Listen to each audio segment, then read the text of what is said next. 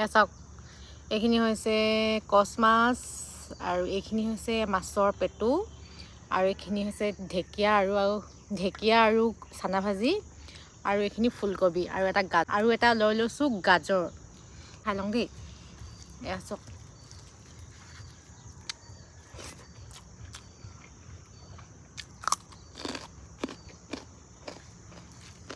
মজা হৈছে কচ মাছ